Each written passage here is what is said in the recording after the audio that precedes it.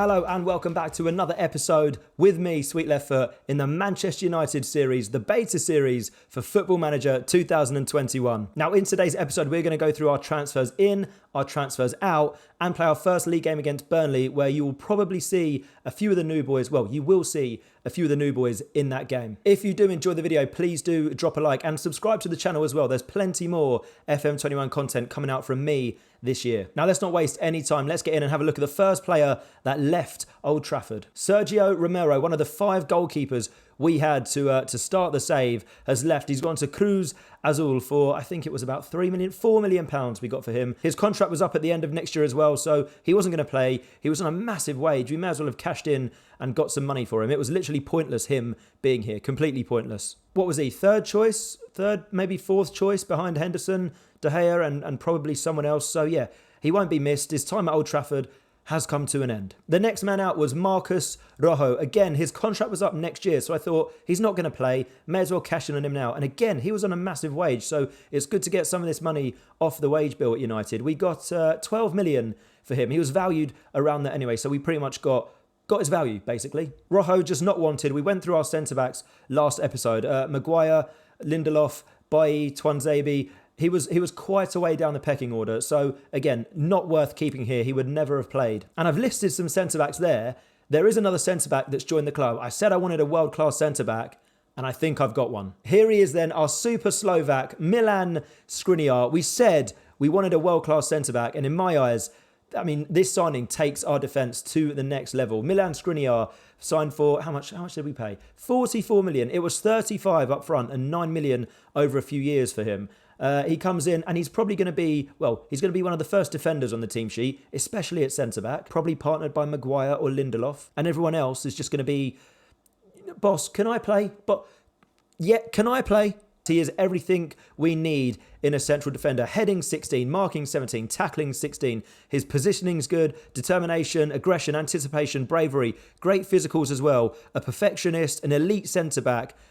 Oh, we've hit the jackpot here, I think. Essentially, we've replaced Marcos Rojo with Milan Skriniar, and Skriniar just goes to the front of the queue. So the money we got from Rojo, say, is it 12 million? Complete no-brainer. Before I signed Skriniar, I did compare him with the likes of Nicolas Soulé, Soyuncu, Jules Koundé, Manolas as well was an option, but he was just so much better than all of them. And he's only 25 as well, Skriniar, so plenty of room for him to improve, and he's probably going to be here, you'd think, throughout the save, depending on how long the save goes, hopefully throughout the save. Now, the next signing, as you can see, it's not Jadon Sancho. He is still at Borussia Dortmund. I did inquire, I did get a scout report on him. They want too much money. So I've signed someone that I think could be just as good, if not better, than Jadon Sancho. So please join me in welcoming Marcus Edwards to Old Trafford. I genuinely do believe he could be better than Jadon Sancho. If you have a look at his attributes, again, across the board, at 21 years old, very, very good. Left-footed, so we'll probably play on this right-hand side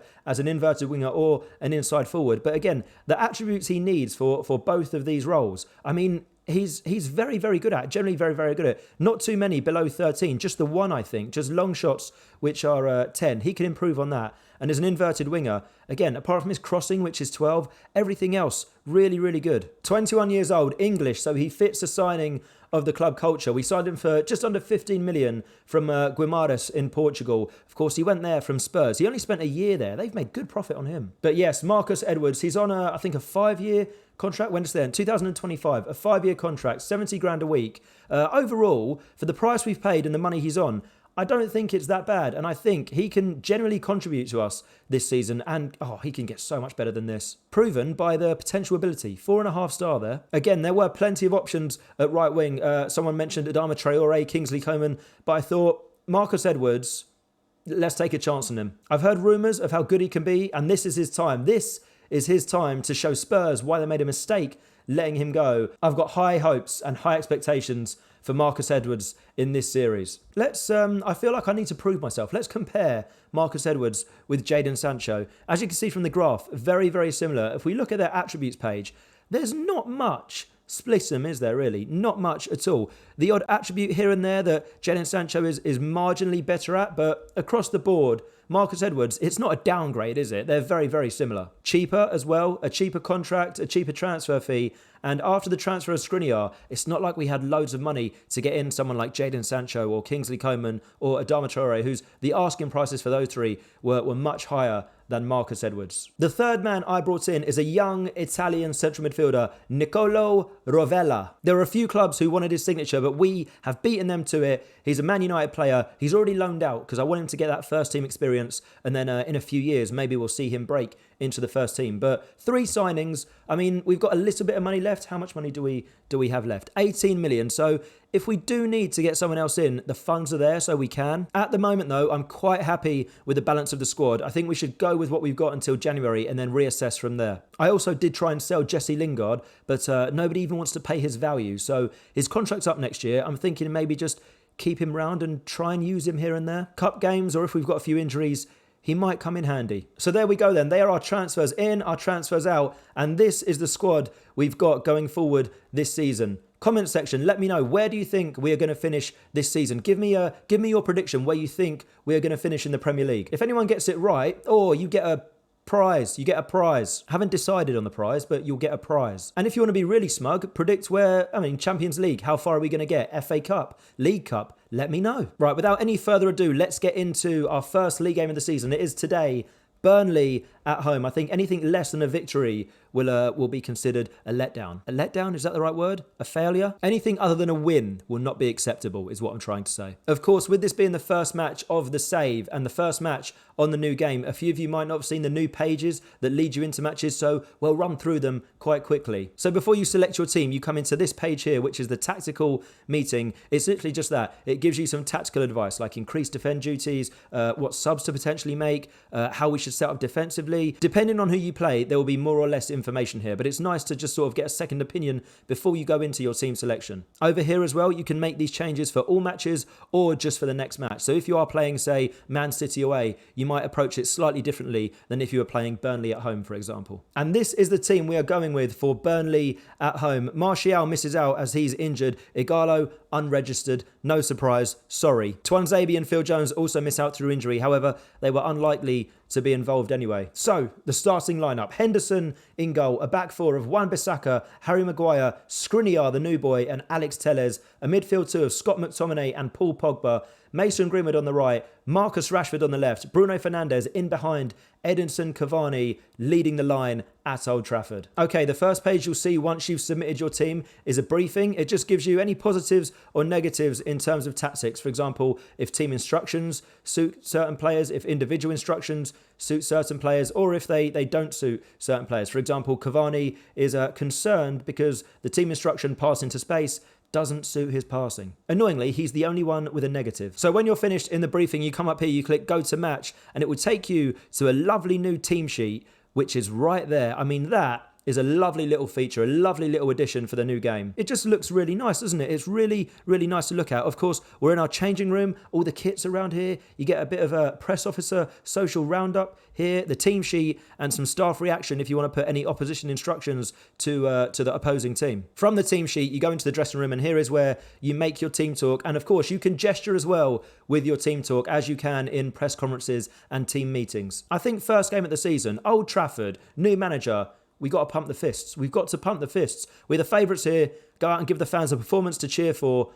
Nobody's reacted. Again, the tunnel interviews just before you get into the actual match have changed as well. This is the layout for the tunnel interviews. I'm here with Brian Neal, who's asked me about my managerial debut. It's a special day, Brian. I can't wait to get started in this wonderful job. And again, this is the first look. The transitions are lovely. The match engine is really, really good this year. As we kick things off, I need to change the settings. So this is the page you are greeted with when there is not a highlight going on. Of course, I've just paused it quickly. You've got your match stats down here. The dugout is where you'll get information from your staff about what's going on during the match. I set my touchline tablet up how I like it. So I have the Burnley team here. I have their formation just so I can see if anything changes and my team over here so I can see sort of fitness and ratings, how they're playing. Of course, you've got the mentality, instructions and shouts down the bottom on FM21 with the team lineup here. And if you click there, you can see the subs as well, which is all lovely, really, really nice. If you click the little black button here, it takes that away and your tablet extends and you can put all sorts of pages here, whatever you like. I personally like this up and just have that. So that is what we are going to go with. My face might be covering it, but I'll tell you now, we're on a positive mentality down here, which is definitely being covered by my face. I mean, we're 20 minutes in here and nothing has happened. So if you wanted excitement from the first game of the season, half an hour now. Half an hour, not one highlight. I mean, what an advert for the new game. What an advert for me as United boss. This is not going as I would have liked. 40 minutes. At this point, we're going to get to half time with absolutely nothing happening. Is there highlights on? I've definitely got highlights on, haven't I? Key highlights, yes. I mean, it's half time, ladies and gents. That was awful. Of course, this is a screen that you wouldn't have seen before as well. Player statistics down here, just you can look at generally that, your players' statistics, analytical data, which I use quite a lot to have a look at their average positions. So they are quite, well, they're camped in their half, and we seem to be camped in their half. So we need to make more use of what we're doing in their final third. And you can also look at the latest scores and tables here as well, which is great. Chelsea winning, Liverpool have won. We're not winning. We haven't even seen a highlight. All right, I think I'm going to point the finger. I'm not happy out there. They seem motivated. I do think we need to make a tactical change, though. Right, we've gone attacking, we've gone wider, and we've pushed much higher up the pitch. I think what we're going to do as well, we're going to move Bruno Fernandes to an advanced playmaker, see if he can get on the ball more in the final third and make things happen.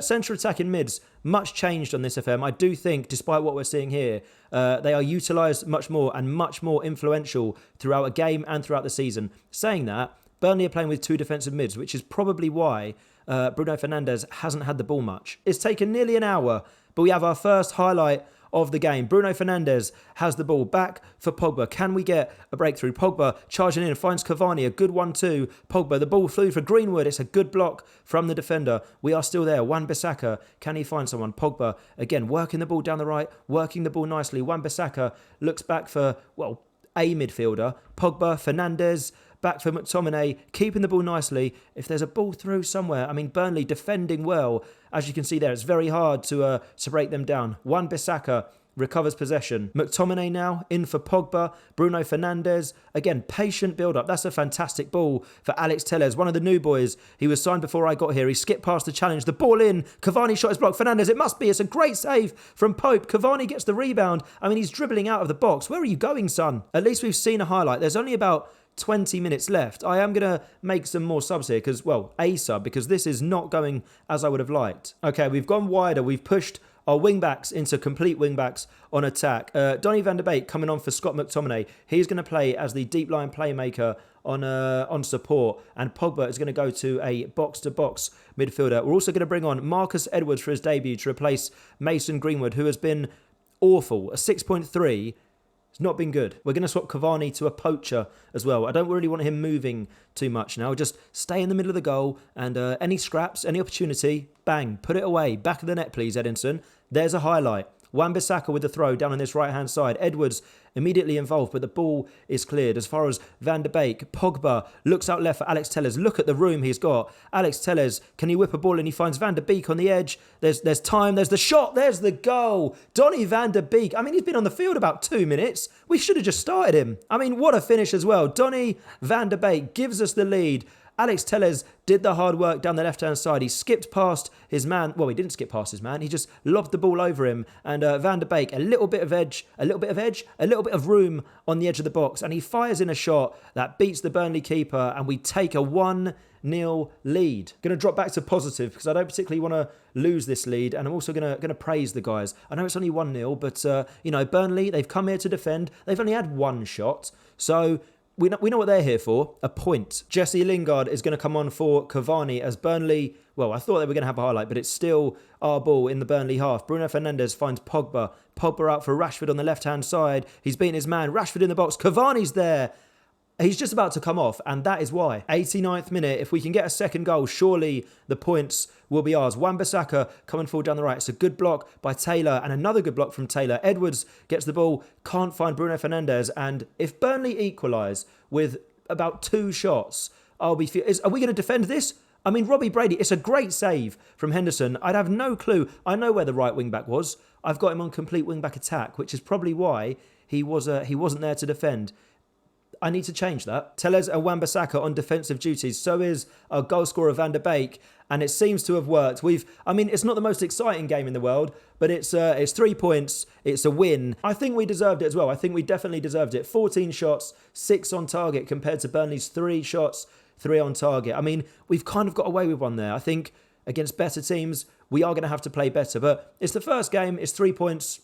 I'm going to take it. Outstretched arms to praise the boys. A very nice victory. Well done. Everyone's happy. Look at that. What a good start. What a good start. When you finish the game as well, after you've met the press, if you do or you don't, you'll be given this page, which I think is absolutely beautiful. It gives you all the latest scores from around the grounds in the league that day. It gives you the table right here, how the media have reacted and how the fans have reacted. So everything you used to sort of have to go looking for in the previous FM is all here in one page, and you click continue and you're right into your inbox. Really, really fluid, really good. I'm a big fan of that. I'm also a big fan of Donny van der Beek, who scored the winner for us on his debut, and he's probably earned himself a start in the next game away at Newcastle. I'm just reading here. There were a lot of debutants in that match. Van der Beek, Skriniar, Tellez, Cavani and Marcus Edwards. Skriniar, how did he play? He got a 7.7, which is a pretty good rating. Tellez, a 7.8, even better. Cavani, 6.7. The less said about that, the better. Marcus Edwards came off the bench, 6.6. He'll come good. Trust me, he'll come good. In terms of the next episode, then I think I'd be an idiot not to bring you the Manchester derby, the first one of the series away from home, and I think we're going to do the Carabao Cup third round in that episode as well. I don't know who we'll play yet. That'll be a surprise for episode 3, but we will do the Carabao Cup third round. If it's a smaller team, well, we're probably going to rotate anyway, so you see lots of different players there. And then obviously the derby, Manchester City away. It's a big one, isn't it? Early in the season, it's a big one. We are going to leave this episode there. If you've enjoyed the video, please do drop a like. If you want to see more, subscribe to the channel. There's going to be a lot more Football Manager 2021 content this year from myself, so make sure you do subscribe. Also, comment section, let me know, like I said earlier, where do you think we're going to finish in the Premier League? Give me your prediction, and if you get it right, prize. Again, still don't know what it is, but prize. I will see you in episode 3 for the Carabao Cup and Manchester City. Take care. Goodbye.